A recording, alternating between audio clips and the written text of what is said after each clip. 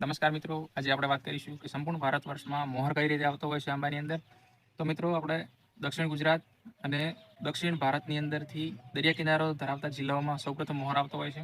કારણ કે દરિયાની આજુબાજુનું તાપમાન રાત્રિનું અને દિવસનું તાપમાન સરેરાશ એકદમ એક સરખું રહે છે. અને જેમ જેમ આપણે ઉત્તરની તરફ ઉત્તર ભારત ઉત્તર ગુજરાતમાં જઈએ એમ ઠંડીનું પ્રમાણ વધવા લાગે છે. રાત્રિ અને દિવસનું તાપમાન ઘણો બધો ડિફરન્સ આવતો હોય છે. જેમ જેમ શિયાળા પછી ગરમીની શરૂઆત થાય છે એમ દરિયા કિનારો ધરાવતા જિલ્લાઓમાં સૌપ્રથમ આંબાની અંદર મોહરની શરૂઆત થાય છે. એના પછી જેમ જેમ આપણે મધ્ય ભારત, મધ્ય ગુજરાત અને ઉત્તર ગુજરાત તરફ જઈએ એમ મોહર આવતો હોય છે 10-15 દિવસના ગાળામાં. અને એના પછી ઉત્તર ભારતની અંદર મોહરની શરૂઆત થતી હોય છે. એમાં પણ 20-25 દિવસનો ટાઈમ લાગી શકે છે. આ મિત્રો આપણે કુદરતી રીતે પ્રક્રિયાની વાત કરી. હવે આપણે વાત કરીશું કૃત્રિમ રીતે કે કઈ રીતે ઝડપી મોહર લાવી શકાય.